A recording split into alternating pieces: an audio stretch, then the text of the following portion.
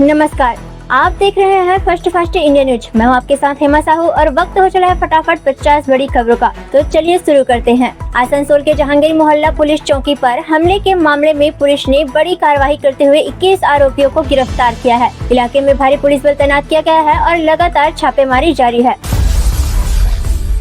केंद्रीय मंत्री बड़ी संजय कुमार के बेटे को पॉक्सो एक्ट के गंभीर मामले में गिरफ्तार किया गया है। पुलिस पूरे मामले की जांच में जुटी हुई है। महाराष्ट्र के वाशिम में पेट्रोल पंप पर डीजल भरने को लेकर दो गुटों में जमकर मारपीट हुई। घटना का वीडियो सोशल मीडिया पर वायरल हो रहा है। लखनऊ में कैसरबाग स्थित सिविल कोर्ट के बाहर बने अवैध चेंबर्स पर नगर निगम का बुलडोजर चला। कार्रवाई के दौरान भारी संख्या में पुलिस बल तैनात रहा और वकीलों ने विरोध प्रदर्शन भी किया। मौलाना अरशद मदनी ने बड़ा बयान देते हुए कहा कि मुसलमान न कभी झुका है और न कभी झुकेगा। उन्होंने वंदे मातरम के मुद्दे पर कोर्ट जाने की बात कही है। लखनऊ में अवैध चेंबर्स हटाने के दौरान पुलिस और वकीलों के बीच झड़प हो गई। हालात बिगड़ते देख पुलिस ने बल प्रयोग किया। एमपी हाई कोर्ट के आदेश के बाद धार स्थित भोजशाला परिषद में हिंदू पक्ष ने पूजा अर्चना की। श्रद्धालुओं ने हवन और हनुमान चालीसा पाठ किया, जबकि सुरक्षा व्यवस्था कड़ी रखी गई। रतलाम के पास राजधानी एक्सप्रेस के एसी कोच में अचानक आग लगने से यात्रियों में हड़कंप मच गया। रेलवे स्टाफ की सूझबूझ से बड़ा हादसा टल गया। ईंधन बचत अभियान के बीच दिल्ली मेट्रो ने बड़ा फैसला लिया है। अब हर सोमवार 24 अतिरिक्त ट्रिप चलाई जाएगी ताकि लोग ज्यादा से ज्यादा सार्वजनिक परिवहन का इस्तेमाल करें। केरल में आज नई सरकार का शपथ ग्रहण समारोह होने जा रहा है, जिसमें कई बड़े नेता शामिल होंगे। रोहिणी आचार्य ने प्रधानमंत्री नरेंद्र मोदी पर तंज कसते हुए कहा कि देश की समस्याओं पर भी ध्यान देना जरूरी है। सीएनजी की कीमतों में फिर बढ़ोतरी कर दी गई है। आज से प्रति किलो 1 रुपया महंगा सीएनजी मिलेगा, जिससे आम लोगों की जेब पर असर पड़ना तय माना जा रहा है। सीजीआई सूर्यकांत ने कॉकरोच वाले बयान पर सफाई देते हुए कहा कि उनके बयान को गलत तरीके से पेश किया गया है। नोएडा एक्सप्रेसवे पर दर्दनाक सड़क हादसे में कई लोग घायल हो गए। मौके पर मौजूद एक युवक ने घायलों की मदद कर इंसानियत की मिसाल पेश की। कांगो और युगांडा में इबोला वायरस का खतरा तेजी से बढ़ रहा है। WHO ने हेल्थ इमरजेंसी घोषित करते हुए कई देशों को अलर्ट पर रखा है। नीट पेपर लीक मामले में 9वें आरोपी को कोर्ट में पेश किया गया है। सीबीआई लगातार अलग अलग राज्यों में छापेमारी कर रही है। भोजशाला परिषद में गौमूत्र से शुद्धिकरण और अखंड ज्योति स्थापना के बाद माहौल पूरी तरह से धार्मिक हो गया है। श्रद्धालुओं की भारी भीड़ उमड़ रही है।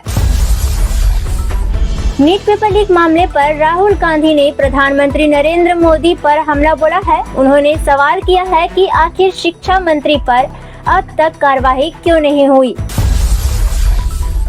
महोबा में पीएम मोदी पर टिप्पणी के मामले में सपा सांसद अजेंद्र लोधी ने सफाई देते हुए कहा कि वीडियो से छेड़छाड़ संभव है।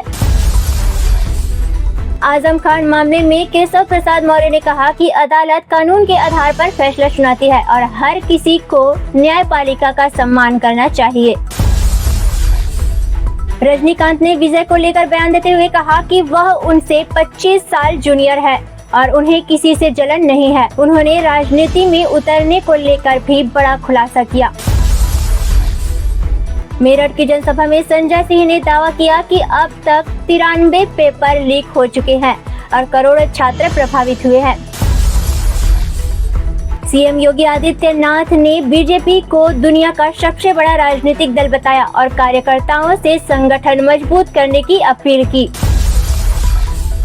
पुणे में सड़क हादसे में एक ऑटो चालक की मौत हो गई, जबकि 3 लोग गंभीर रूप से घायल बताए जा रहे हैं। सीएम योगी आदित्यनाथ ने कांग्रेस पर तुष्टीकरण की राजनीति करने का आरोप लगाया और कहा कि इससे देश को नुकसान हुआ है। अशोक गहलोत ने नीट पेपर को लेकर केंद्र सरकार को घेरा और शिक्षा मंत्री के इस्तीफे की मांग की। रेलवे स्टाफ की सतर्कता से रतलाम के पास राजधानी एक्सप्रेस में बड़ा हादसा टल गया और 78 यात्रियों की जान बचाई गई। वाराणसी में NSUI कार्यकर्ताओं ने नीट पेपर लीक के खिलाफ प्रदर्शन किया और सरकार विरोध नारे लगाए। तमिल सुपरस्टार कमल हासन ने तमिलनाडु के मुख्यमंत्री विजय से मुलाकात कर कई अहम मांगे रखी, जिनसे सरकारी OTT प्लेटफॉर्म की मांग भी शामिल रही। सेना प्रमुख ने पाकिस्तान को आतंकवाद पर कड़ा संदेश देते हुए कहा कि आतंकवादियों को पनाह देना बंद करना होगा। आप सांसद संजय सिंह ने पेट्रोल डीजल की कीमतों को लेकर सरकार पर सवाल उठाए और कहा कि कच्चे तेल के दाम घटने पर राहत क्यों नहीं दी गई। जम्मू कश्मीर में ड्रग्स तस्करों के खिलाफ अभियान में 28 दिनों में 723 तस्करों को गिरफ्तार किया गया है। ईरान और क्यूबा में युद्ध जैसे हालात के बीच सरकारों ने लोगों को तैयार रहने की सलाह दी है। कांग्रेस सांसद इमरान मसूद ने सरकार को सलाह देते हुए कहा कि मौजूदा संकटों से निपटने के लिए कमियों को दूर करना जरूरी है। ईरान और क्यूबा में युद्ध जैसे हालात के बीच सरकारों ने लोगों को तैयार रहने की सलाह दी है। सीएम योगी आदित्यनाथ ने कांग्रेस पर तुष्टीकरण की राजनीति करने का आरोप लगाया और कहा कि इससे देश को नुकसान हुआ है। अमेरिका के कई पेट्रोल पंपों में फ्यूल सिस्टम हैक होने की खबर सामने आई है। जांच एजेंसियों को ईरान पर शक है। हावड़ा स्टेशन के बाहर अतिक्रमण हटाने के लिए बुलडोजर कार्रवाई की गई, जिससे कई दुकानदार नाराज दिखाई दिए। गुजरात तट पर एक और भारतीय गैस टैंकर सुरक्षित पहुंच गया है, जिससे देश को बड़ी राहत मिली है। तमिल सुपरस्टार कमल हासन ने तमिलनाडु के मुख्यमंत्री विजय से मुलाकात कर कई अहम मांगे रखी, जिनसे सरकारी OTT प्लेटफॉर्म की मांग भी शामिल रही। रूस के राष्ट्रपति पुतिन भी जल्द चीन दौरे पर जाएंगे, जहां उनकी जिनपिंग से अहम मुलाकात होगी। तमिल सुपरस्टार कमल हासन ने तमिलनाडु के मुख्यमंत्री विजय से मुलाकात कर कई अहम मांगे रखी, जिनसे सरकारी OTT प्लेटफॉर्म की मांग भी शामिल रही।